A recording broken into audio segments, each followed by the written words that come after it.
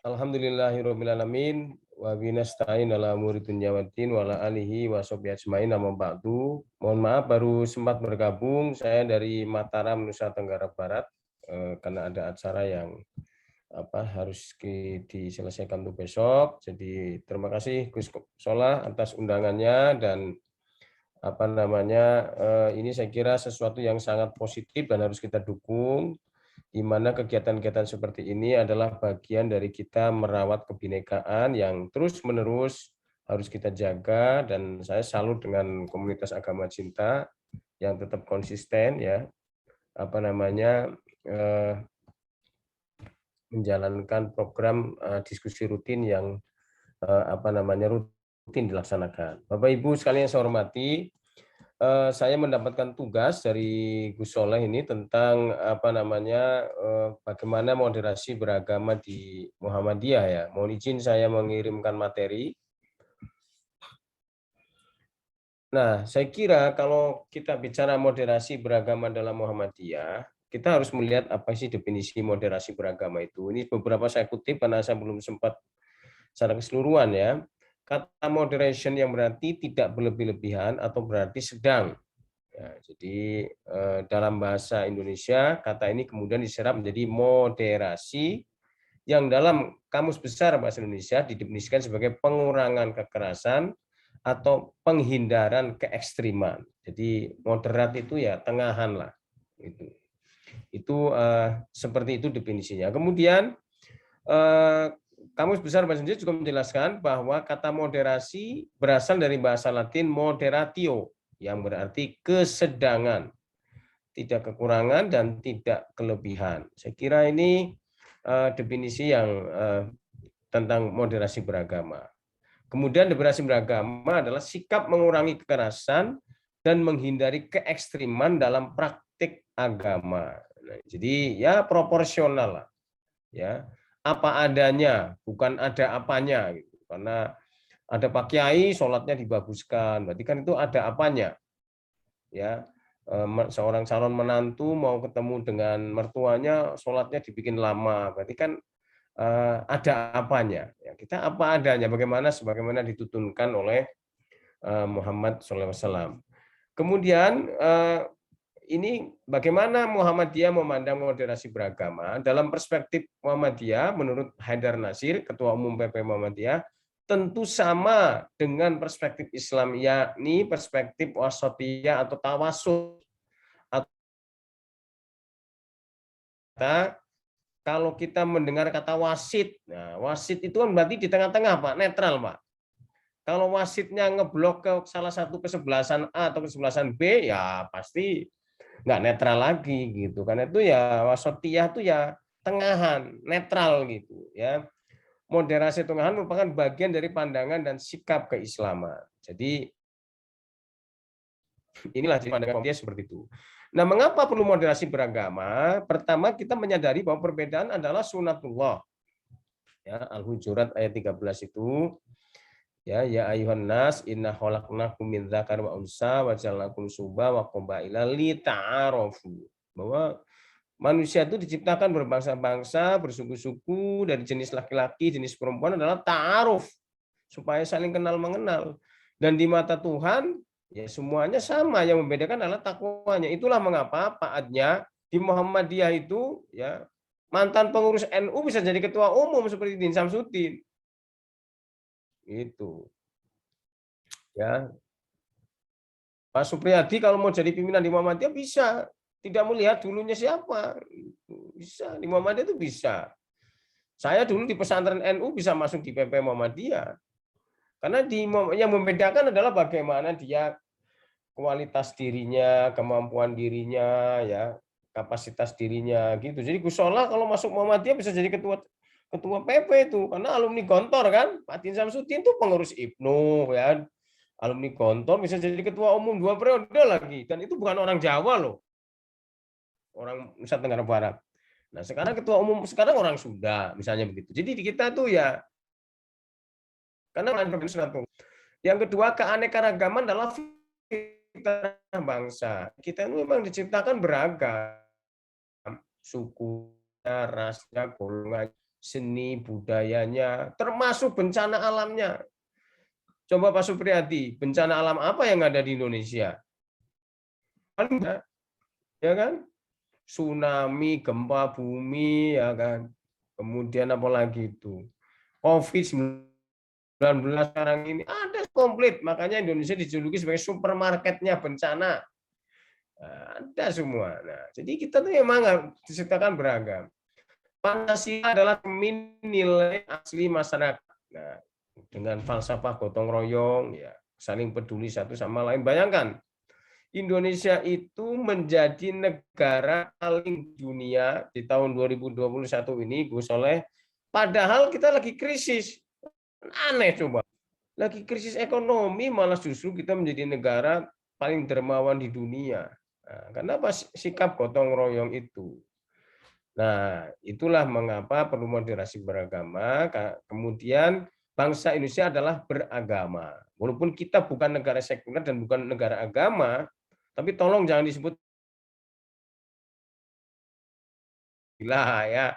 Pak, kita ini Indonesia bukan negara Pancasila, bukan negara agama. Terus kalau itu Indonesia negara bukan-bukan, wah ini sesat pikir. Kita negara Pancasila yang berlandaskan ketuhanan yang Maha Esa. Itu mengajarkan agama yang ramah, toleran, dan menghargai keberagaman. Ya, jadi seperti itu. Dalam praktek misalnya, Bapak Ibu mungkin pernah mendengar cerita ketika Buya Hamka menjadi imam sholat subuh, Pak Idham Khalid ya, ketua PBNU. Buya Hamka sebagai tokoh Muhammadiyah ya, itu dia mengimami menjadi imam sholat subuhnya Pak Idham Khalid, dia membaca kunut. Terus ditanya, kenapa Buya melakukan itu? Karena di belakang saya adalah ada jamaahnya yang biasa membaca kunut, yakni adalah Idham Khalid, Kiai Haji Idham Khalid. Nah, jadi bisa. Begitu juga sebaliknya, ketika Idham Khalid menjadi imam sholat subuh, kunut. Kenapa? Ditanya jawabannya sama, karena di belakang saya ada Buya Hamka yang tidak biasa memakai kunut. Ini contoh. Jadi kita sudah tapi sudah dipraktekkan dalam kehidupan bermasyarakat, berbangsa, dan bernegara. Bapak Ibu sekalian saya hormati, ada 4 pilar moderasi Muhammadiyah. Adalah pilar istihad keagamaan atau rasionalisasi. Nah, kita tuh agama yang rasional. Mengapa? Seperti sekarang ini Muhammadiyah menerima vaksinasi. Ya, itu kan ikhtiar manusia untuk mencegah terjadinya penularan wabah. Ya, maka ikhtiar harus dilakukan. Yang kedua adalah persatuan universal ya, bahwa manusia itu diciptakan memang berbeda-beda seperti disampaikan dalam surat Al-Hujurat. Karena itu ya kita disatukan oleh adanya rasa kemanusiaan. Kemudian pilar Islam berkemajuan, pesan Kiai Dahlan itu adalah dadiyo kiai sing kemajuan lan ojo kesel anggonmu nyambut gawe kanggo Muhammadiyah. Nah, jadi jadilah kamu kiai yang berkemajuan dan jangan capek-capek bekerja untuk Muhammadiyah. Ini pesannya Kiai Dahlan. Jadi Islam berkemajuan. Kemudian pilar pendidikan atau kebangsaan. Dengan 4 pilar tersebut, Muhammadiyah terbukti survive melintasi seabad lebih usianya, walaupun jalan yang dipilih tidak populer. Ya, tidak populernya kenapa? Pasti menimbulkan dinamika di masyarakat. Nah, Bapak sekalian saya hormati, berikutnya adalah bagaimana jejak moderasi Muhammadiyah terrekomendasi lewat dokumen dan perbuatan. Misalnya, Gus Soleh, Muhammadiyah itu mendirikan Majelis Penolong Kesengsaraan Umum, PKO namanya. O-nya itu umum, bukan umat. Sehingga apa? Ketika Rumah Sakit Muhammadiyah berdiri di awal itu, menolong siapapun tanpa melihat suku, agama, ras, dan golongannya. Ketika itu belum banyak orang-orang pribumi yang menjadi dokter, maka dokter-dokter Muslim menjadi dokter-dokter di Rumah Sakit PKU Muhammadiyah Jogja. Nah, ini contoh ya. Jadi sudah ada jejaknya. Kemudian sekolah Muhammadiyah juga begitu ya, dalam film Sang Pencerah kalau Bapak Ibu nonton, Kiai Dahlan mengajarkan sekolah agama di sekolah-sekolah Belanda. Itu ya. Kemudian lagi misalnya ketika kemarin pemakaman jenazah korban Covid rame, ya saya pernah share di grup diskusi kebangsaan. Ya, bagaimana viral fotonya ketika Kokam itu ya, tim kemanusiaan Muhammadiyah itu mengebumikan jenazah saudara sebangsa kita yang non muslim. Kita biasa itu. Jejak digitalnya ada. Nah, kemudian kepada generasi milenial kita juga menyampaikan nalar kritis dan inisiatif bergerak mandiri. Itu adalah modal utama bagi generasi ini dalam menyuarakan moderasi beragama. Jadi kita kritis, tapi kritis dengan data dan fakta, bukan berdasarkan hoax, ya, bukan berdasarkan informasi yang belum dicek di tabayun. Kemudian bergerak mandiri, tidak lagi bergantung pada siapapun, dengan kreativitas yang dimiliki. Ini adalah bagaimana kita menggerakkan generasi milenial dalam menyuarakan moderasi beragama. Ini foto saya ketutup nih Gus. Ini adalah foto saya nih. Waduh, curang nih panitianya nih. Ya, kemudian PP Muhammadiyah dukung kebijakan Kapolri tentang moderasi beragama. Jadi ketika Pak Jenderal Listio Sigit Prabowo itu adalah menjadi Kapolri setelah dilantik, beliau bersilaturahmi ke kantor PP Muhammadiyah. Muhammadiyah mendukung program-program Pak Kapolri, terutama program yang berkaitan dengan moderasi beragama. Nah, kenapa? Karena itu penting, ya, supaya mewujudkan Indonesia yang aman, damai, dan sejahtera itu. Bapak Ibu saya hormati, nah ini Gus, ini terbaru ya, Bapak Ibu bisa lihat, ini tweet dari Sekretaris Umum PP Muhammadiyah. Masa Ta'aruf mahasiswa baru Universitas Pendidikan Muhammadiyah Sorong, Unimuda, Papua, sederhana tapi penuh makna. Integrasi masyarakat hanya retorika, merajut persatuan tak sebatas slogan, pendidikan dimajukan dan mempersatukan. Bapak Ibu bisa lihat, ini adalah para suster-suster dari agama Katolik Kristen itu ya. Mereka itu ikut kuliah di Universitas Muhammadiyah Sorong, Bu Endang. Ya, tanpa melihat ya dia itu agamanya, sukunya, enggak. Kenapa? Karena pendidikan itu adalah untuk semua. Ya, karena pendidikan itu adalah untuk seluruh masyarakat tanpa melihat tadi. Ini contohnya Bapak Ibu bisa lihat nih ya. Yang nge-like sampai 2.290 ini tentu berkembang ya. Bapak Ibu sekalian saya hormati.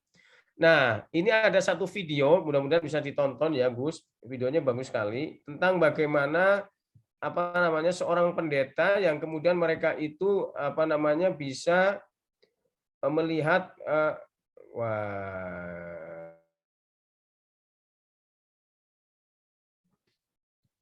bisa tayang nggak, Gus? Bisa dilihat nggak ya? Mudah-mudahan bisa ditayangkan Bapak Ibu ya. Sebentar. Ini video. Ini mudah-mudahan bisa tayang Bapak Ibu.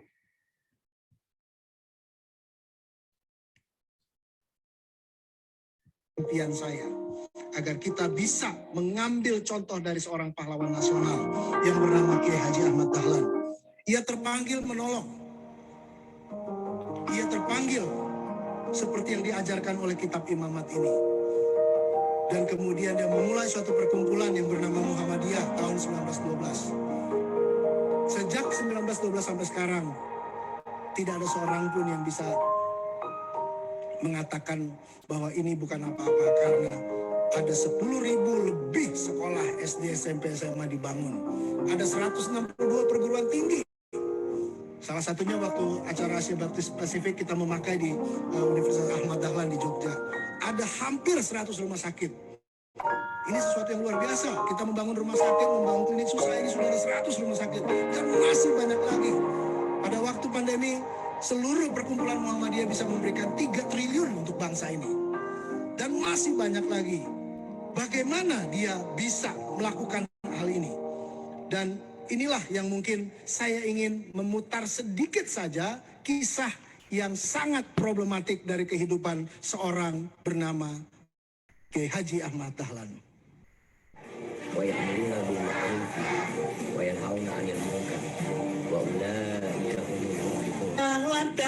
Dahlan itu siapa? Kanjeng Nabi.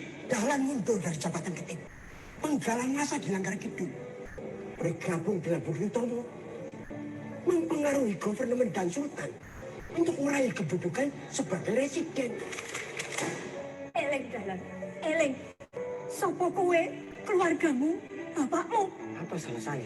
Semua orang sudah menganggapmu kafir. Masih mungkin kamu.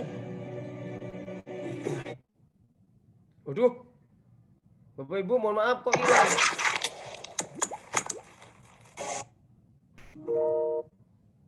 Mohon izin Bapak Ibu, aduh saya gaptek ini. Sebentar Bapak Ibu ya, ini aduh kok ini hilangnya gimana. Maklum Bapak Ibu, saya jarang menggunakan teknologi ini. Jadi agak gaptek ya. Saya lanjutkan ya Bapak Ibu ya. Jadi ini kalau saya yang cerita nanti kan dikiranya hoax. Ini adalah cerita pengakuan seorang pendeta yang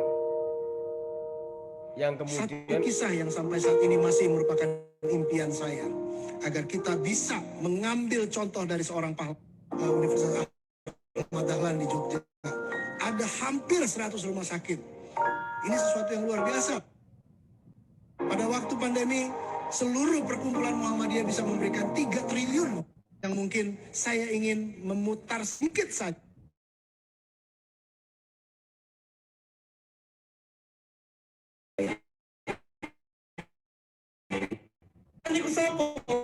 Dari Kidul bergabung dengan Budi Utomo mempengaruhi government dan sultan untuk meraih kedudukan sebagai residen. Eleng Dahlan, eleng. Sopo kowe, keluargamu, bapakmu. Apa salah saya? Semua orang sudah menganggapmu kafir. Masih mungkin kamu.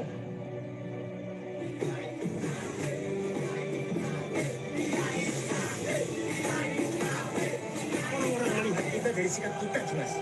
Dia orang di kauman yang jelas-jelas musyrik, mengkhianati agama dengan merobohkan langkah saya. Kenapa saya yang dituduh kafir? Sabda Pandito Ratu.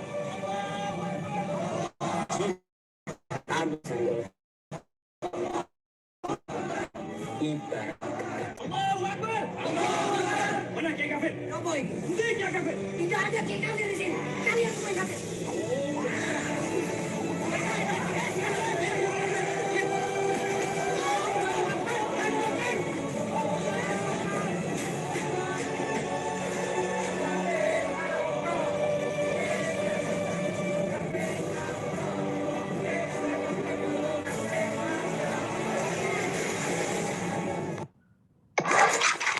Oke, Bapak Ibu, itu tadi adalah Satu kisah yang sampai saat ini itu adalah cerita dari seorang pendeta yang bagaimana dia bercerita tentang apa yang dilakukan oleh Ahmad Dahlan itu. Jadi pada saat kafir mengkafirkan itu sudah ada sejak dulu ya. Bahkan itu Kiai Dahlan langgarnya dirobohkan, dibakar gitu ya. Jadi bukan sesuatu yang baru. Makanya tadi saya disampaikan bahwa dengan 4 pilar moderasi Muhammadiyah itu ya kita bisa eksis sampai hari ini. Saya kira demikian, Gus Soleh, terima kasih. Mohon maaf atas segala kekurangan. Assalamualaikum warahmatullahi wabarakatuh. Waalaikumsalam warahmatullahi wabarakatuh. Terima kasih pada Ustadz Fauzan Amar. Tadi kalau nggak salah juga ada cuplikan dari film Sang Pecerah ya Ustadz ya? Yang tadi di setel itu. Iya betul Mas. Iya, oke, itu udah film yang wajib banget ditonton sih bagi semua kalangan lah. Mungkin bisa ditonton untuk generasi remaja kita juga seperti itu. Terima kasih pada Ustadz Fauzan Amar dan kita memasuki sesi tanya jawab. Mungkin ada yang ingin bertanya dikarenakan sudah hadir narasumber kita yang baru saja menyampaikan materinya. Silakan Pak Yani Owa. Tadi ada yang tinggal di unmute saja. Monggo bagi yang ingin bertanya.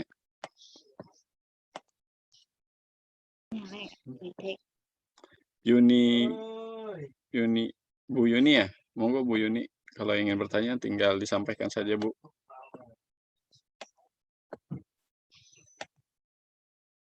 Jika tidak ada pertanyaan bisa langsung closing statement dari masing-masing narasumber ya Gus ya?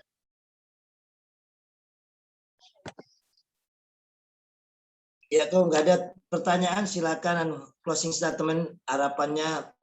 Gus, mohon maaf Gus boleh. Silakan, Mangga. Alhamdulillah. Ya.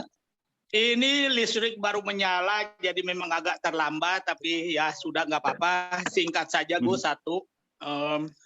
Terima kasih untuk semua materi yang disampaikan tadi Mas Nurul. Terima kasih untuk para narsum yang sudah memaparkan materi-materi yang menurut saya walaupun agak sedikit terpotong tadi karena mati listrik, tapi saya kasih super itu artinya luar biasa. Justru dengan materi-materi inilah yang bisa kita menambah ilmu dan wawasan kita dalam modernisasi bagaimana memahami satu dengan yang lainnya. Pertanyaan saya itu begini untuk narasumber semuanya terkait dengan dakwah yang disampaikan oleh tokoh-tokoh tertentu, oknum tertentu yang sangat boleh dibilang. Halo Mas Nurul? Ya. Oh iya, karena aku di sini mati, jadi aku pikir memang mati tahu-taunya. Oke. Monggo Pak, lanjut.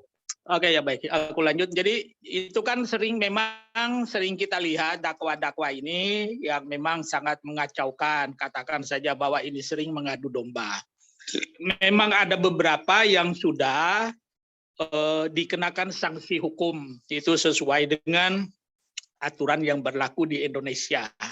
Nah, kalau saya itu mau bertanya, apakah ada di alim ulama di lingkungan itu, apakah selain daripada sanksi hukum, apakah ada semacam sanksi keagamaan ataukah semacam sanksi sosial yang berada di lingkungan para ulama sehingga mereka pun mendapat arahan, mereka juga bisa mendapat teguran dan lain sebagainya supaya dakwah berikutnya lagi itu sudah bersifat nasional, artinya mendinginkan, bisa memberikan rasa toleransi yang mendalam antar satu agama dengan agama yang lainnya.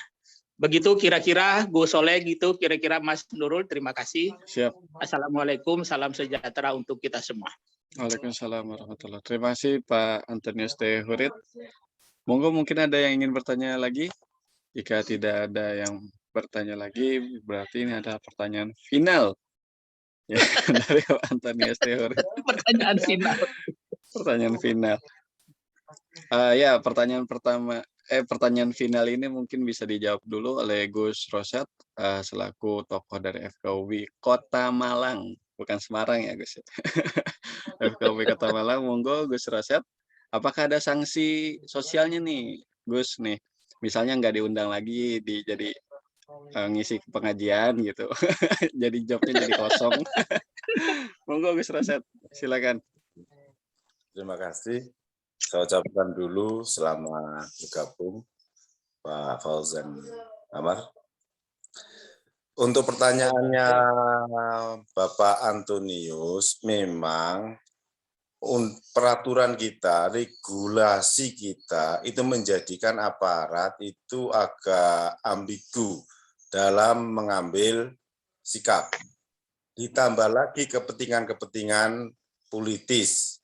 Karena mau tidak mau diakui, para elit kita itu masih menerjemahkan politik is to get power. Itu yang menjadi masalah. Sehingga celah-celah yang memungkinkan bisa mendapatkan power, biarpun secara regulasi itu very koloso, itu tetap diambil. Belum ada kejujuran di antara kita, belum ada sikap adil untuk diri kita masing-masing. Sehingga ketika ada dakwah-dakwah yang mengacaukan, itu seringkali dibingkai dengan HAM dan lain-lain. Bahkan ada kalanya itu lama tidak diproses karena kepentingan tertentu. Ada yang cepat diproses dan itu yang menjadikan rasa persatuan itu menjadi terkoyak. Apakah ada sanksi? Sebetulnya ada, undang-undangnya itu ada kan begitu ya. Kalau sanksi keagamaan, sanksi sosial, misalkan kami di Kota Malang, kalau ada pemateri, penceramah dari agama manapun, kalau itu menebar kebencian, akan merusak persatuan dan kesatuan, maka pihak pelaksana akan kita bilangi, tidak usah dipakai lagi. Karena fungsi kita adalah fungsi edukasi, fungsi kita adalah fungsi pencerahan, dan dalam memberikan edukasi dan pencerahan itu kita menebar kedamaian. Dengan kedamaian itulah nanti persatuan dan kesatuan akan tercipta. Jadi sementara ini sanksi kita hanya sanksi sosial internal. Kita sering datang ke tempat-tempat ibadah, gitu kan, rumah-rumah ibadah, sehingga nanti kita amati dari pemateri penceramah atau apa namanya, kalau materi ceramahnya itu menebar kebencian, memecah belah persatuan, maka yang bisa kita lakukan hanya minta kepada pelaksana bahwasanya tersebut, bahkan kita delete kalau toh sudah ada jadwal yang tertata. Karena itu akan merepotkan kita. Kalau di pemerintahan, pendekatan hukum itu kan bisa diambil kalau sudah ada bukti. Lah kadang-kadang itu kalau hanya bukti ucapan dikatakan itu wacana. Padahal dari ucapan itu, dari cerita-cerita itu, dari pemahaman-pemahaman itu yang membentuk perilaku kita. Misalkan kita takut ada genderuwo orang Jawa. Kita tidak pernah tahu genderuwo itu bagaimana. Tapi kita keluar malam takut dengan genderuwo. Karena apa? Karena cerita-cerita yang terpatri dalam pemikiran kita. Jadi kalau menurut saya, asalkan ada bukti dan ucapan, tidak sampai tindakan, itu pihak aparat seharusnya sudah bisa mengantisipasi untuk menjaga kemaslahatan yang lebih besar. Demikian Gus. Terima kasih.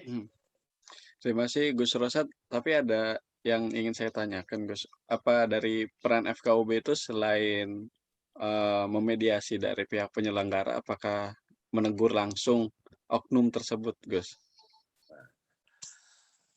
FKUB itu kan forum kerukunan antar umat beragama. Kumpulan dari berbagai macam agama.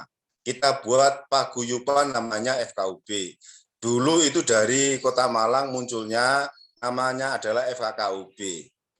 Lah, kalau ada masalah di internal agama, maka kita tidak bisa menggunakan FKUB-nya. Tetapi FKUB-nya kemudian nanti meminta dari tokoh agama tersebut untuk memediasi.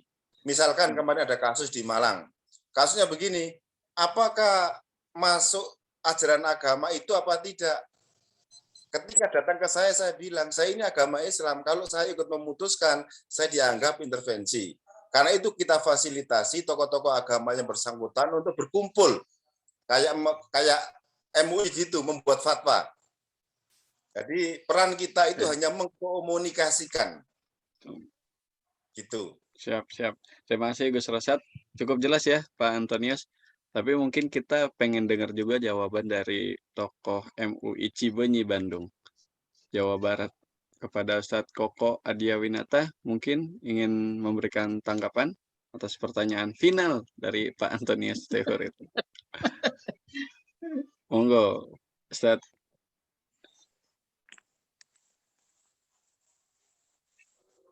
Belum di-unmute, Ustadz.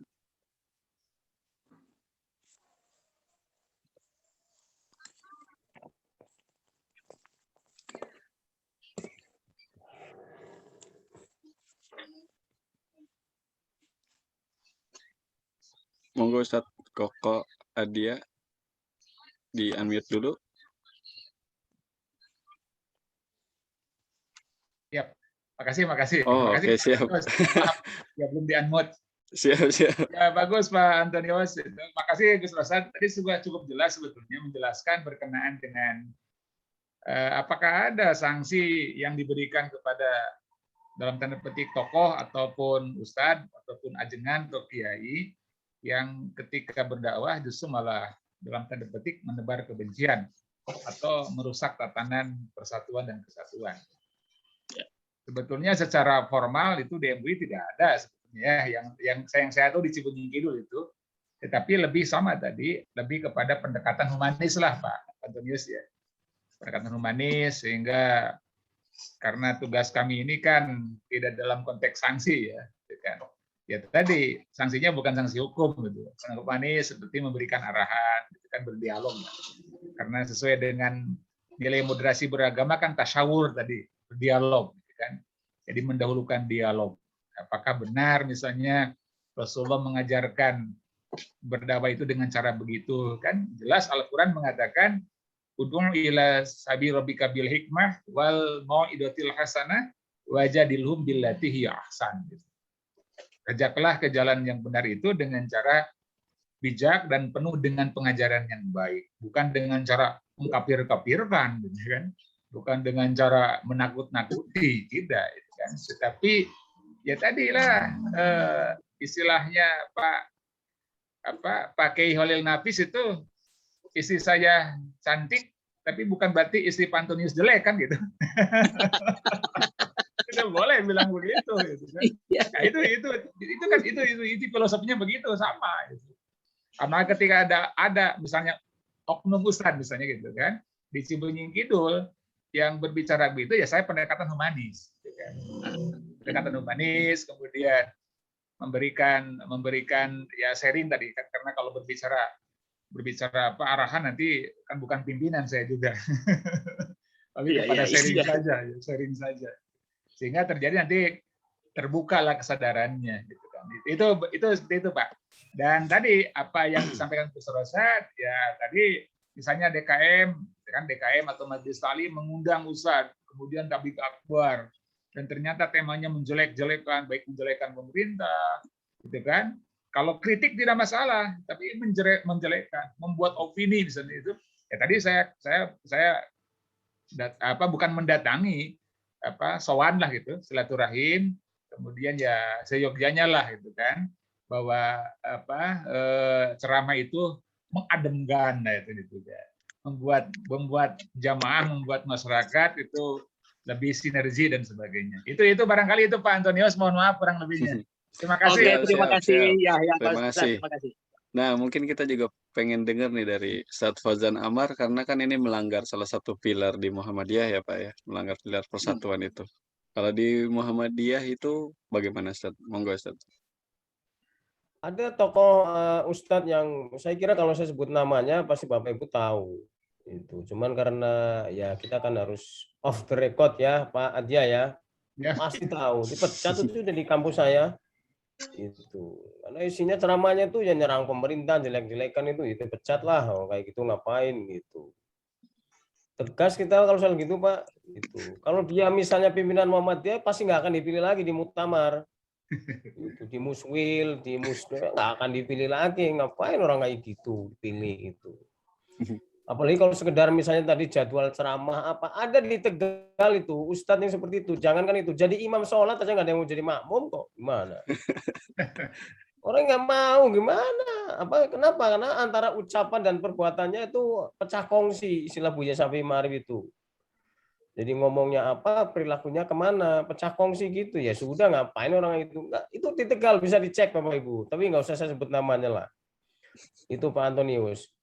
Jadi imam masjid aja, imam sholat udah nggak ada yang mau kok, buru-buru terpilih lagi. Imami aja nggak mau orang jadi jamaahnya. Kenapa? Karena ucapan dan perbuatannya itu tidak sama gitu. Jadi karena itu sanksi moral itu paling berat kan itu Pak. Bayangkan kalau Pak Adnya Winata jadi imam nggak ada yang mau jadi jamaah, waduh itu sudah sanksi moral Pak. Berat. Kalau cuma dia masuk penjara sih kita di dalam lah. Ini imami nggak ada yang mau jadi jamaah, bayangin aja. Udah lari. Itu terjadi. Saya katakan itu bukan kaleng-kaleng. Itu ustadz yang kondang terkenal itu teman saya. Itu teman saya udah sekarang udah pecat dari kampus saya ngajar. Ngapain orang kayak gitu? Itu kenapa? Karena itu ibarat kanker. Kalau dibiarkan nanti menjalar ke yang lain. Sementara pendidikan itu kan untuk semua. Itu. Jadi istilahnya mencegah kemudorotannya harus didahulukan daripada mengambil manfaatnya. Banyak namanya orang lamar dosen itu tiap hari ada kok. Ngapain dosen yang aneh-aneh kayak gitu dipakai? Repot amat, ganti aja. Kita tegas lah soal kayak gitu.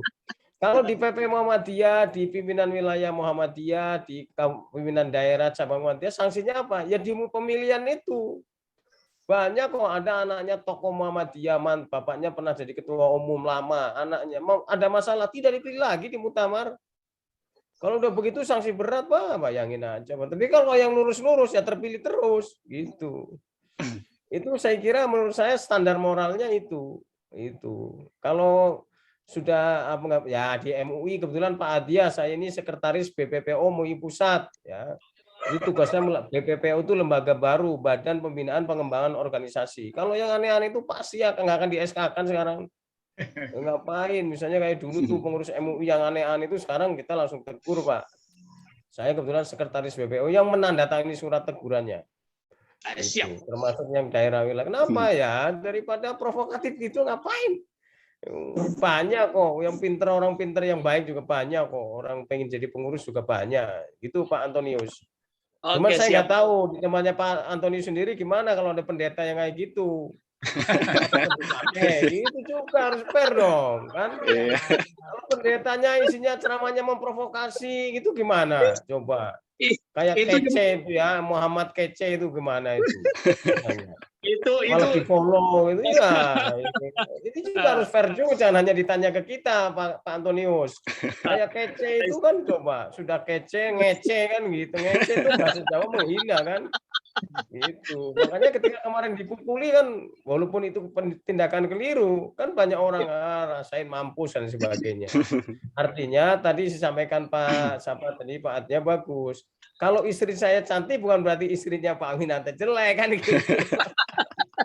Nah, ini fair juga Pak gitu. Kalau soal begitu, saya kira kita harus menyadari kebangsaan itu paling utama. Maka saya kira ya kita jaga bareng-bareng, nggak bisa kayak salah satu jebol sekarang di di Masjid Muhammadiyah, Masjid PP Muhammadiyah. Sekarang penceramah juga kalau yang seperti itu ditegur kok, jangan dikasih jam ngajar lagi. Apalagi kalau dia dosen, nggak akan dikasih jam ngajar Pak. Mana? Kalau dia nggak dikasih jam ngajar, kejang-kejang dia Pak. Gitu. Mau lari kemana? Gitu. Apalagi seperti saya ini dosen bersertifikat. Dapurnya nggak ngebul, Ustaz. Dapurnya nggak ngebul. Iya, saya ini kan dosen bersertifikat. Dosen bersertifikat itu menurut undang-undang kan minimal sekurang-kurangnya ngajar 12 SKS. Kalau dia kan tunjangan negaranya dicabut. Lah kalau orang kayak gitu ya jangan dikasih jam ngajar dong. Biar dia tunjangan negaranya dicabut. Otomatis kan dicabut Pak sertifikasi dosennya. Tanya Bapak Ibu yang dosen. Dicabut itu Pak. Kita nggak urusan Pak, gimana? Kita tuh kan pendidikan itu semua. Saya pernah menguji seorang mahasiswi saya agamanya Buddha. Saya kan dosen Al-Islam dan Kemuhammadian, menguji komprehensif AIK. Nggak saya suruh sholat, ngapain ngomong dia agamanya beda, masa disuruh sholat. Saya cuma ditanya, bagaimana pemahaman kamu setelah kamu kuliah di UHAMKA gitu. Pernah nggak kamu dipaksa untuk menjalankan ibadah sesuai? Nggak pernah Pak, jujur loh gitu. Gitu aja Pak. Gitu. Kita nggak pernah kayak gitu ya. Oleh karena itu Mas sekalian, ya saya kira menurut saya ya kita harus menjadi orang yang tengahan ya. Kata orang ya jangan hanya menunjuk orang lain tapi juga kita harus introspeksi diri. Kita juga pas yang keliru gitu. Sebab yang namanya manusia itu tidak terlepas dari segala kesalahan. Saya kira adalah dengan seperti itu kita saling menyadari ya. Bahkan sekarang kalau salam itu di NU, di MUI, di Muhammadiyah itu kadang semuanya disebut nasru minallahi wa fathun qarib ya kan. Wallahul muwaffiq ila aqwamit thoriq. Udah semuanya disebut. Apa sih susahnya nyebut kayak gitu doang kan? Gitu. Ya enggak apa-apa, cuma nyebut semuanya kan baik artinya itu kan, Pak. Semua baik. Iya, semua baik. Isinya doa semua nasru minallahi wa fathun qarib itu dari ayat Quran kan gitu. Apa yang keliru gitu? Saya kira begitu Pak, terima kasih sekali. Jadi mari kita praktikkan kehidupan moderasi beragama itu. Kalau persoalan diskusi perdebatan, saya kira menurut saya sudah selesai lah. Karena saya kebetulan Pak Gus Soleh, saya itu kan dulu masuk dalam tim mewakili PP Muhammadiyah perumus buku moderasi beragamanya Kementerian Agama. Gitu. Jadi karena itu ya bukunya sudah ada lah, tinggal prakteknya. Dari mana memulainya? Prakteknya itu yang penting Zat. Iya prakteknya. Mulainya dari mana? Menteri Agama ini kan lebih masif kan gitu loh. Jangan wacana. Iya. Mulainya dari mana? Ibda binafsi dari diri sendiri. Kalau Gus Soleh sebagai tokoh komunitas agama cinta, kemudian tidak toleran, diketawain orang. Lu selama ini diskusi tiap minggu ngomongin apa lo, prakteknya kayak gitu kan gitu. Ya, Kalau Pak Antonius tiba-tiba tidak toleran kan aneh. Waduh, gimana Pak Antonius ini? Nah, jadi kita mulai dari diri sendiri, mulai dari lingkungan terdekat, dari keluarga kita, ya mulai dari lingkungan terdekat. Maka kalau ingin tahu orang itu toleran atau tidak, saya kira menurut saya paling objektif, tanya ke tetangganya aja. Coba Pak Antonius itu orang toleran apa enggak? Tanya aja ke tetangganya. Oh enggak Pak. Kalau tetangga kan objektif, dia hidup bersama-sama kok. Ya kan? Yang Kalau kata takutnya, orang, Ustaz, makanya Pak R. Fahrudin itu pernah ditanya. takutnya tetangganya kemarin utang nggak dihutangin, Tat. Jadi dijelasin. Jadi Pak R. Fahrudin itu pernah ditanya begini, Pak R, ini dalam bahasa Jawa, kados pundi menawi kula badhe ngertos tiyang niku Muhammadiyah napa mboten. Bagaimana caranya kalau saya ingin tahu orang itu Muhammadiyah atau tidak? Apa jawab Pak R? Taken mawon kali tanggane, tanya aja ke tetangganya. Kalau dia rajin sholat di masjid, beribadah, ya itu orang Muhammadiyah. Kenapa? Muhammadiyah kan pengikut Nabi Muhammad. Ada tetangga yang sakit, dia besuk, nolong, itu orang Muhammadiyah. Kalau dia sholatnya setahun sekali, hanya sholat Idul Adha, Idul Fitri, itu bukan orang Muhammadiyah. Gampang aja ngukurnya, kata Pak R gitu, Pak. Nggak usah dilihat KTP-nya. Ya? Beda dengan Gus Dur ditanyain masjid. Masjid NU kok nggak ada Gus Dur, kan kata orang. Masjid Muhammadiyah banyak. Yang ada tulisannya Muhammadiyah punya Muhammadiyah, yang nggak ada tulisannya punya NU semuanya, kata Gus Dur. Ya, saya kira itu kan bagaimana mensikapinya saja kan, gitu. Betul itu ya. Jadi kita bikin cair aja lah Pak ya, Pak kan dulu ada perdebatan itu ya tentang masalah kunut. Kata Pak Hasyim Muzadi, sekarang GP Ansor dan Pemuda Muhammadiyah sudah nggak berdebat soal kunut. Kenapa Pak Rosad? Orang sudah nggak sama-sama sholat subuh, apa yang berdebat? Bangunnya kesiangan semua. Jadi kata Pak Hasyim Muzadi begitu. Jadi udahlah kita selesai masalah hal-hal yang furu'iyah, kita kembali pada hal substansi karena sesungguhnya musuh bangsa Indonesia itu cuma dua. Apa itu? Kemiskinan dan kebodohan. Itu aja. Kalau kita bisa memerangi itu, saya kira bangsa Indonesia dari semua lapisan masyarakat, semua agama itu Indonesia akan bisa maju. Itu aja kita perangi. Kemiskinan dan kebodohan. Itu musuh kita bersama. Musuh semua umat beragama. Mari kita entaskan kemiskinan dan kebodohan itu. Saya kira demikian. Terima kasih. Assalamualaikum warahmatullahi wabarakatuh. Waalaikumsalam warahmatullahi wabarakatuh. Tadi kalau saya ambil sedikit kesimpulannya, Ustadz Fauzan Amar udah memberikan ini ya, closing statement juga ya, atau mau memberikan lagi? Belum formal. Oh, belum formal. Dipanggil satu-satu. Formal. Gus Soleh maunya formal, Ustadz Fauzan Amar. Boleh dari Ustadz Fauzan Amar untuk memberikan harapan, closing statement, dan juga mungkin ajakan kepada masyarakat untuk hidup moderat. Ya, moderasi beragama itu ya tidak hanya kita pahami, tapi yang paling penting adalah kita praktekkan. Ya. Karena moderasi beragama itu harus mulai dari pikiran kita.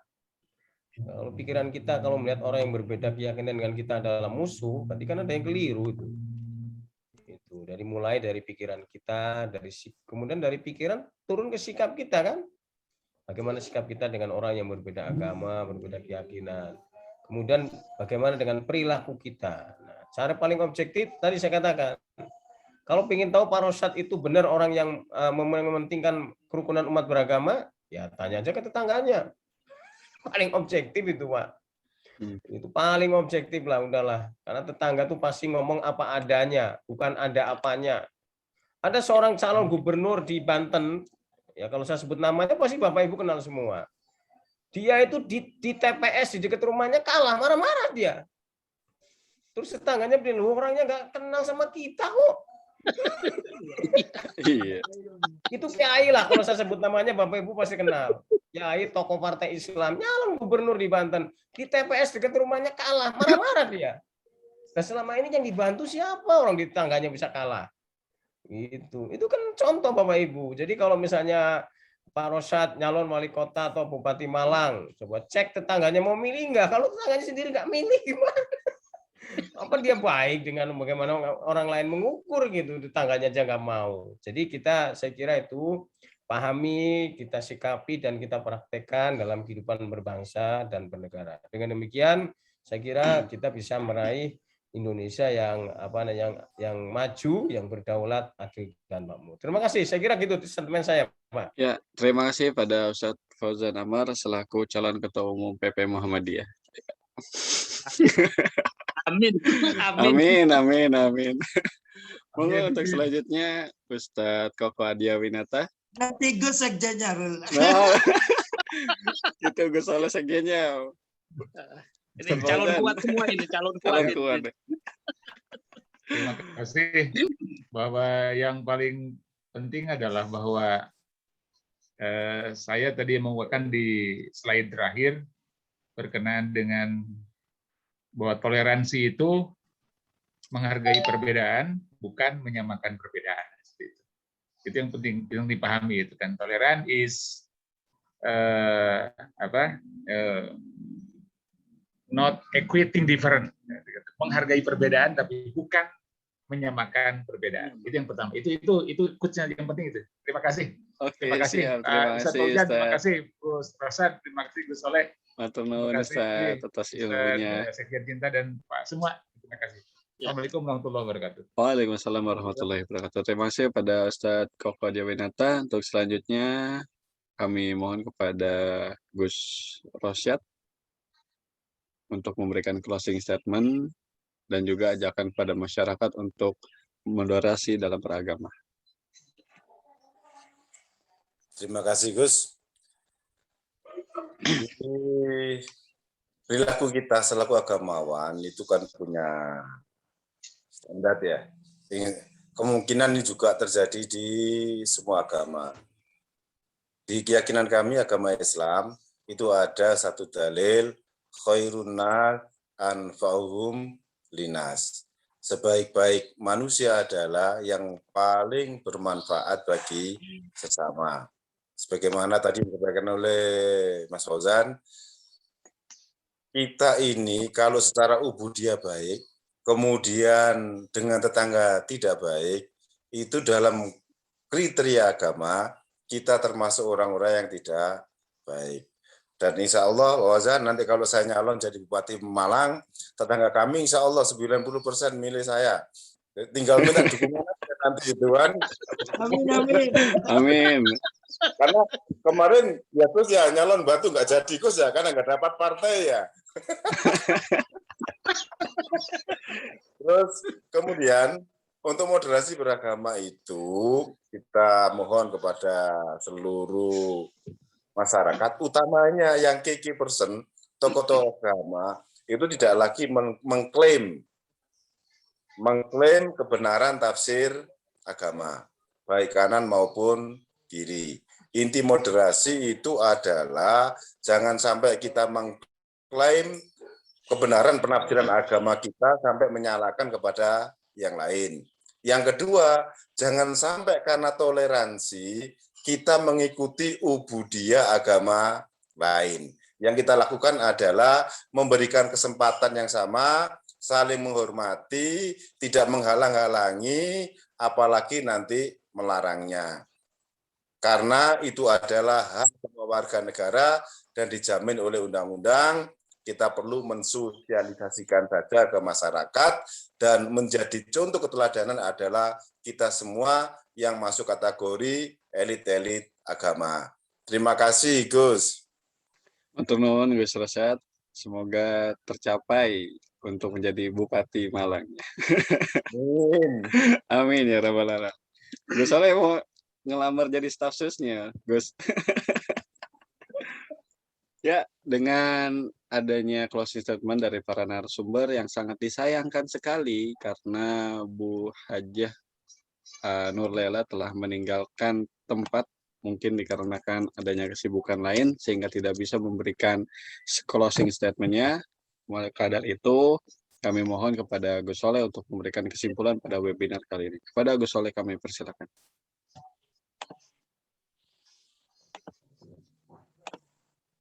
Ya. Jelas suaranya Mas Nurul? Oke, mantap Gus. Ya, terima kasih Mas Nurul atas waktunya. Alhamdulillah 3 jam lebih kita berkumpul bersua bersama bicara tentang toleransi, tentang Bhinneka Tunggal Ika dan moderasi beragama, yang mana ketiga-tiganya ini saling terkait dan tidak bisa dipisahkan. Makanya ini kita jadikan dalam satu judul. Ucapan terima kasih dan penghargaan yang setinggi-tingginya kami sampaikan kepada para narasumber, dulur lawasku, Gus Rosad, yang dulu masih bertugas di Batu, sekarang di Kota Malang. Gus pikir sudah jadi Kemenak, ternyata belum kan gitu. Sebenarnya harapan Gus sudah jadi Kakanwil kan gitu, Jawa Timur ya. Tapi semua kehendak Allah diterima dengan ikhlas. Dan juga terima kasih kepada Ustadz Koko ya. Dan juga kepada Hajah Nur Laila. Beliau pamit karena ada kegiatan lain.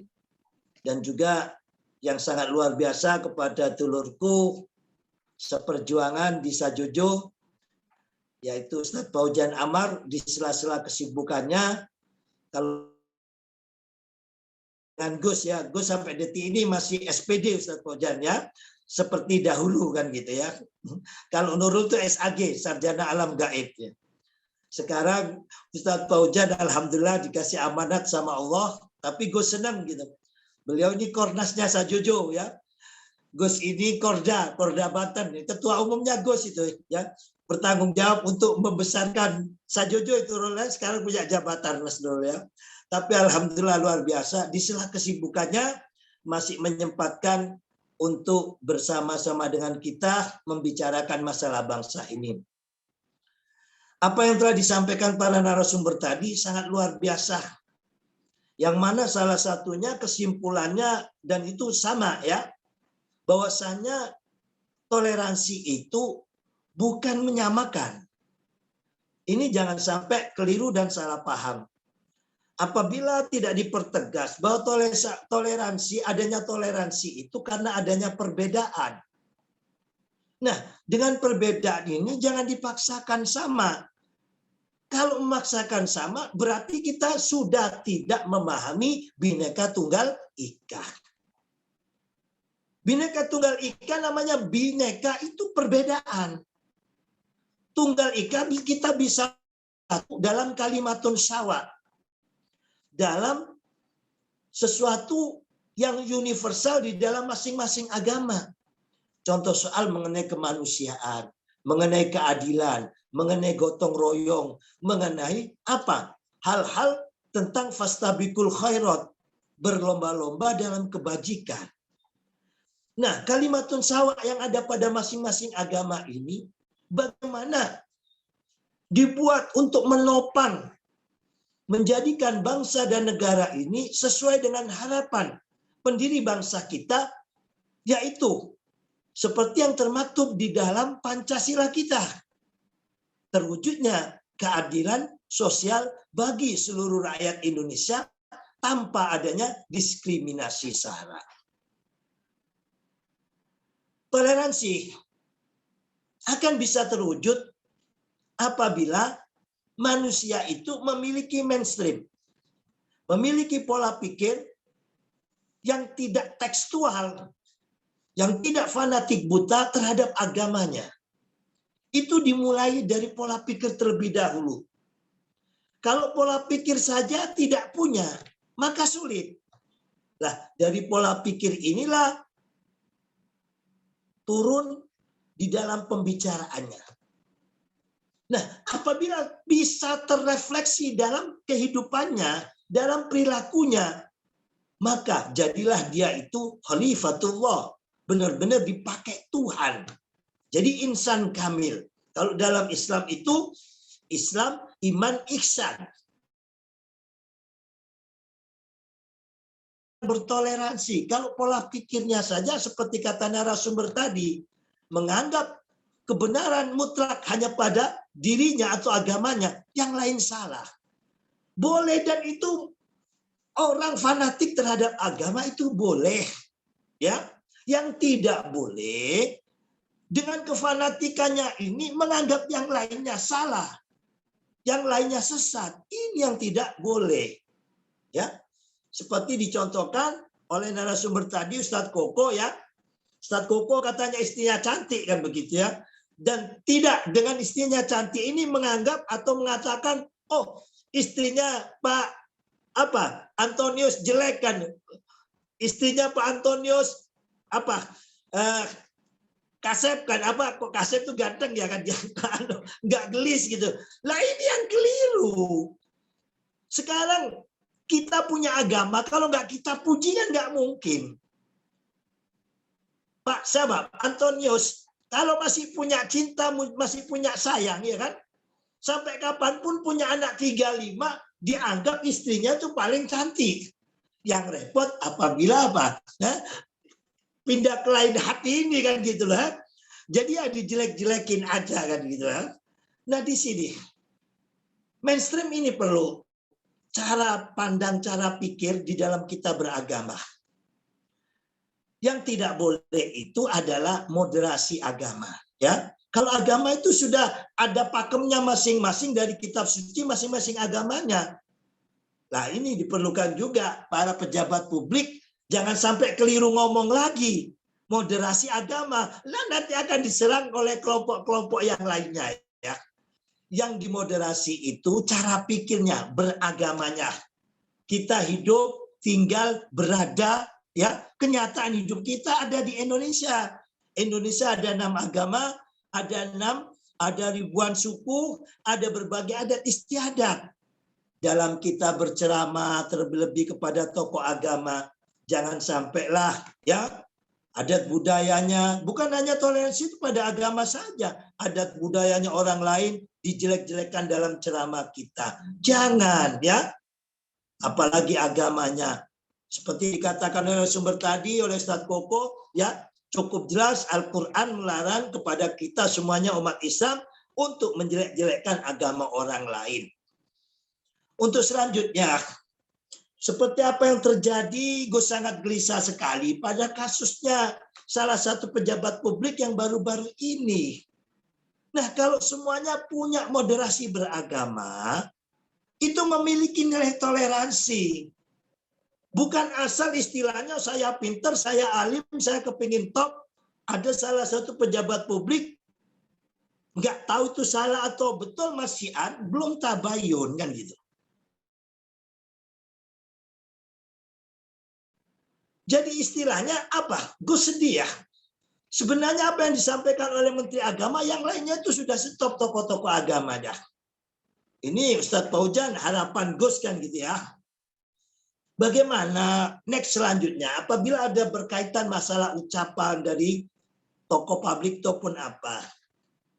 Menteri Agama ini kalau harapan Gus, maaf kalau Gus salah ataupun khilaf kan ini karena harapan saking cintanya anak bangsa agar bangsa ini adem, ayem, tentrem.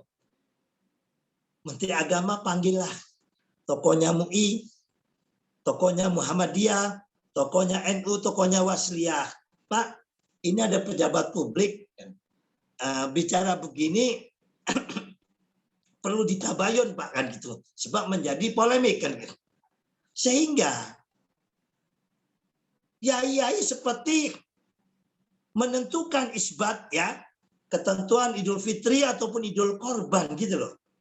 Yai-yai kumpul setelah tabayun kepada pejabat publik tersebut, nah baru dijelaskan yang dimaksud begini loh. Jangan ulama ini bicara diserangnya ini. Menteri Agama ini lah mau jadi apa bangsa ini kalau tidak punya satu imam kan gitu loh.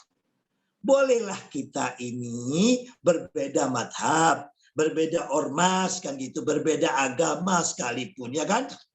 Tetapi ayo di dalam membangun bangsa ini utamakan sesuai dengan harapan pendiri bangsa ini, yaitu apa? Kerakyatan yang dipimpin oleh hikmat kebijaksanaan dalam permusyawaratan. Bagaimana permusyawaratan ini dulu? Ditabayun dulu, beliaunya dipanggil, kiai-kiai dipanggil. Nah, Yai setelah hasil tabayun ini, setelah memutuskan lah pasang badan. Jadi tidak terkesan itu, kasihan.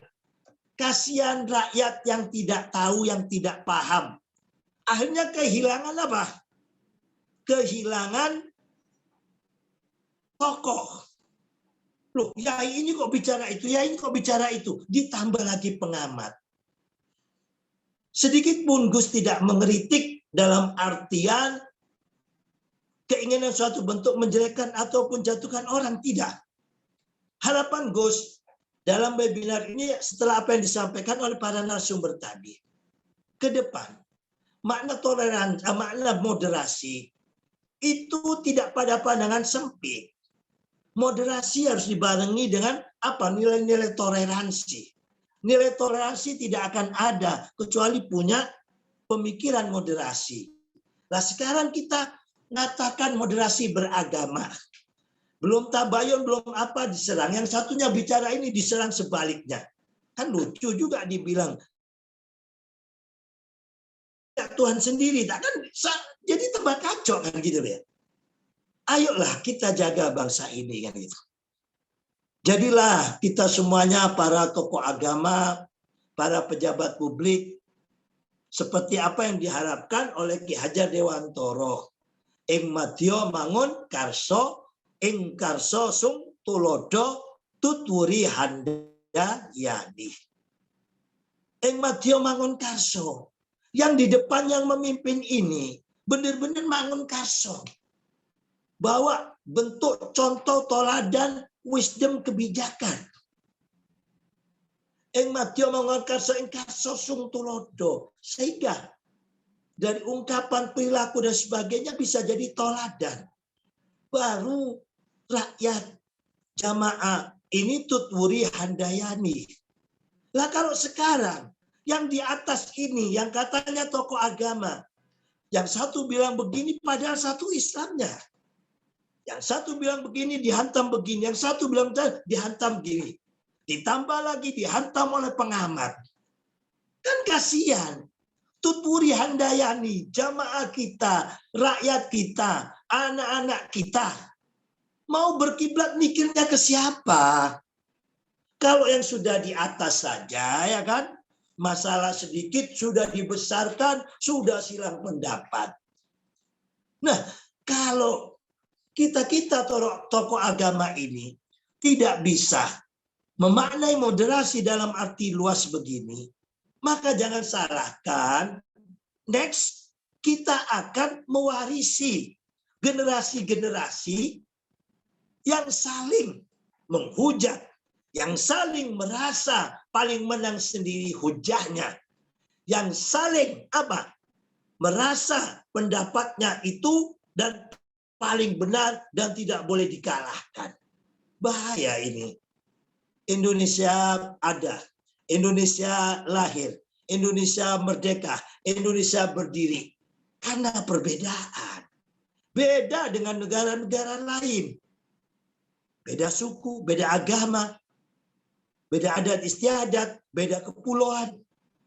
Tapi alhamdulillah sama founding father kita bisa dipersatukan dengan izin Allah. Ayo sama-sama kita jaga, jangan egosentris, ego sendiri, ego kelompok, ego golongan yang didahulukan. Seperti Gus Rosa tadi, bagaimana yang utama itu bukan mencari paling benar, tetapi mencari win-win solusi, mencari kemaslahatan, mencari jalan keluarnya. Ini apabila kita bisa menjadi apa? Panutan. Insya Allah kalau semua berpola pikir demikian, ini akan bisa lebih baik. Demikian mungkin yang dapat gue sampaikan. Sekali lagi, untuk melakukan kebaikan dan kebenaran, jangan tunggu kalian jadi apapun. Tidak penting Anda harus menjadi orang penting terlebih dahulu untuk melakukan langkah-langkah penting. Lebih penting Anda tidak menjadi orang penting, tapi bisa melakukan langkah-langkah penting. Dan lebih hebat dan luar biasa sekali apabila kalian jadi orang penting, tapi bisa melakukan langkah-langkah yang penting, maka hal yang penting ini dengan jabatan dan kedudukan Anda akan bisa jauh lebih manfaat. Contoh soal Pak Jokowi jadi presiden, melakukan langkah-langkah penting, bikin terobosan, yang dulu jalan yang tol itu hanya ada di Jawa saja yang mulus-mulus, alhamdulillah. Sekarang dari Sabang sampai Merauke. Dari Pulau Miangas sampai Pulau Roti. Sama halnya dengan dulurku, ya, Ustadz Fauzan Amar ini sering sekali meskipun belum jadi orang penting, melakukan langkah-langkah penting.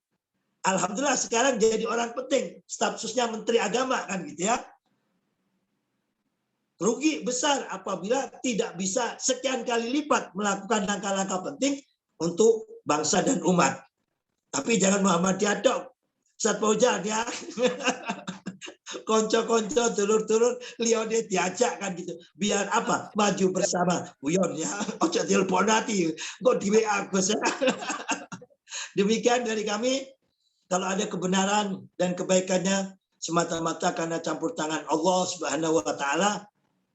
Dan apabila ada kesalahan dan kehilapan, baik ucapan kami maupun para narasumber yang ada, serta lajunya acara webinar ini semata-mata dari kami dan kita semuanya hamba Allah yang dhaif dan lemah. Kebenaran milik Allah, kesalahan, kekurangan dan kehilapan milik hambanya yang memang diciptakan. Innal insana khuliqa halu'a. Sungguhnya manusia itu diciptakan dalam keadaan keluh kesah dan juga dalam keadaan kekurangan. Kalau ada sumur di ladang, bolehlah kita menumpang mandi.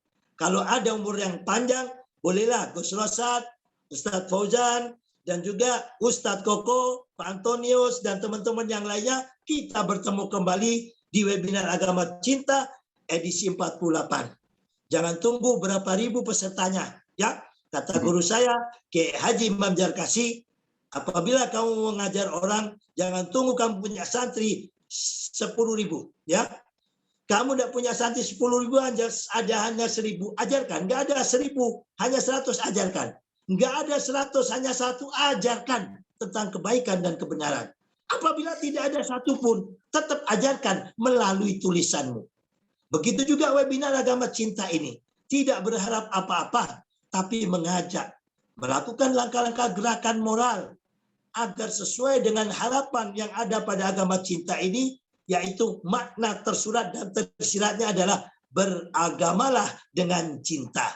Dengan cinta ini, turunlah kasihnya Allah, turunlah berkatnya Allah. Apabila masyarakat Indonesia ini hatinya penuh dengan kasih dan sayang, maka curahan rahmat karunia dari Allah Ta'ala akan diberikan pada bangsa dan negara ini, sehingga Indonesia bisa terwujud menjadi negeri yang baldatun thayyibatun wa rabbun ghafur, negeri yang gemah ripah lo Cinawi, murah sandang, murah pangan, murah papan. Amin Allahumma amin.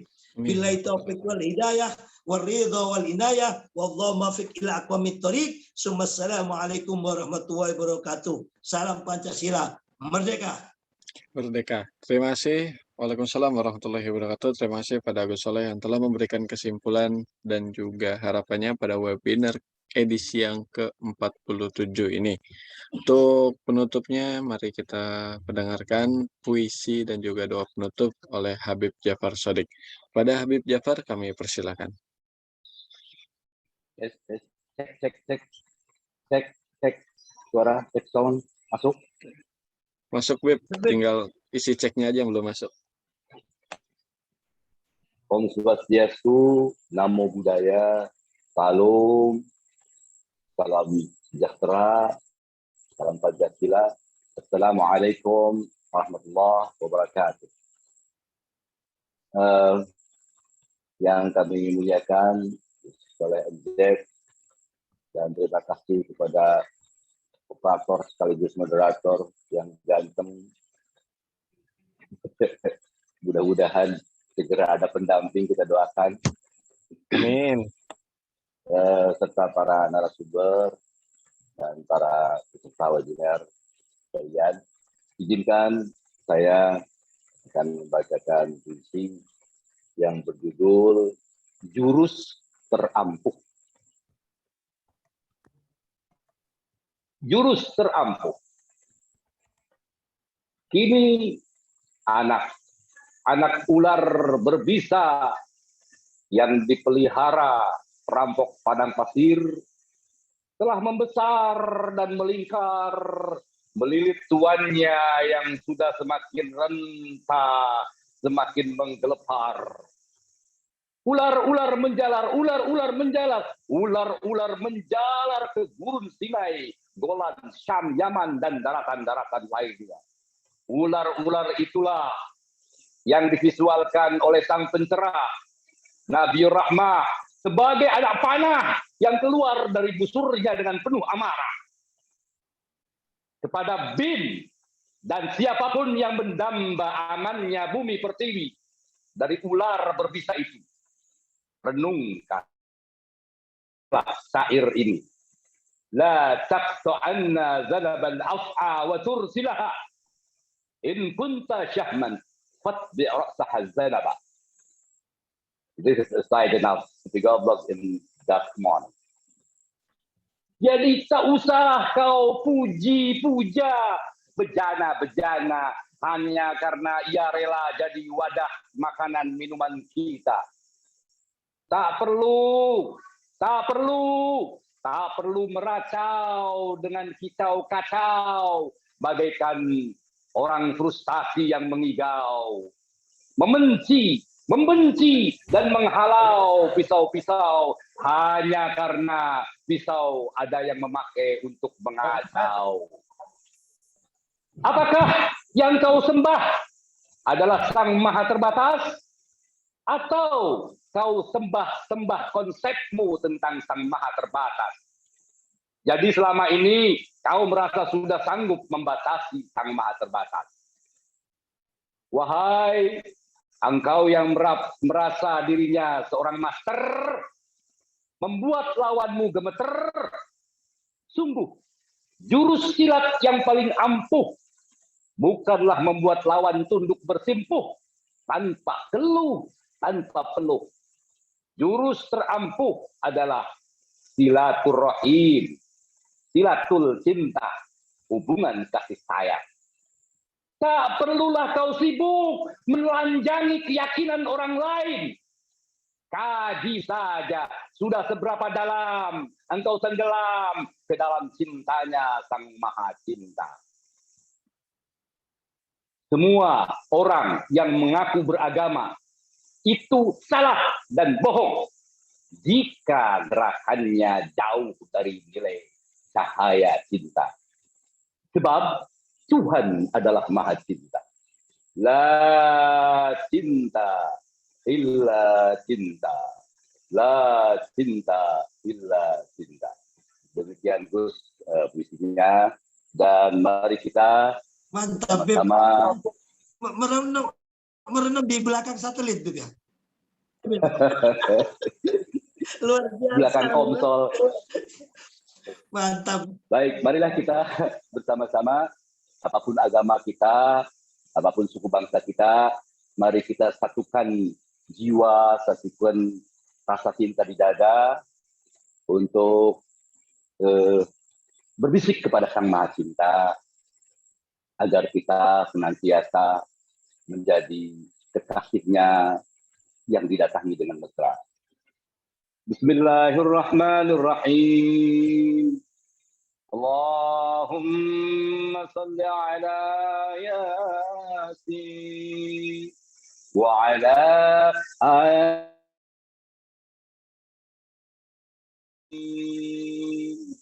Duhai Sang Maha Cinta, jadikanlah hamba-hamba adalah hamba-Mu yang benar-benar senantiasa mendamba cinta-Mu dan bukan mendamba cinta dunia, cinta harta, cinta tahta. Duhai Sang Maha Cinta, sibukkanlah kami, hamba-hamba-Mu bangsa Indonesia ini, dengan kesibukan untuk senantiasa hanya menelanjangi diri sendiri. Jangan kami disibukkan dengan senantiasa menyalahkan dan mengoreksi keyakinan orang lain, sehingga waktu dan energi kami habis untuk itu, sedangkan waktu untuk bermesra denganmu hilang oleh gerakan waktu yang menipu.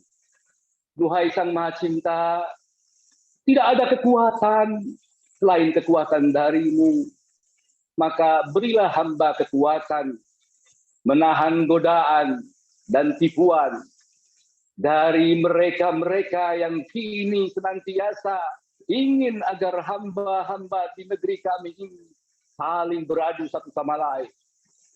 Jadikanlah hamba, apapun agama yang sedang hamba terima saat ini, menjadi seorang hamba yang benar-benar mencerminkan cinta. Jangan jadikan hamba ini sebagai penista agama, hanya karena hamba membela agama dengan cara yang engkau tidak cinta. Duhai yang Maha Bening, berikanlah kami pandangan batin yang bening, agar kami ini selalu menjadi umat wasatan, umat yang moderat, bukan umat yang saling menjerat. Duhai Sang Maha Cahaya, anugerahkanlah kami hamba-hamba bangsa ini cahaya cinta yang semburatnya dari dada hingga ke generasi-generasi selanjutnya. Anugerahkanlah kami kekuatan untuk membimbing diri dan keluarga serta generasi, agar negeri ini senantiasa penuh dengan kedamaian. Ya salam, duhai Maha Damai, duhai Maha Damai, damaikanlah hati kami. Menangkanlah kami saat kami memerangi diri sendiri, dan jangan dorong kami untuk memerangi selain diri kami, karena kami tahu Engkau hanya mencintai sesiapa saja yang di dadanya ada cinta. Amin ya rabbal alamin. Demikianlah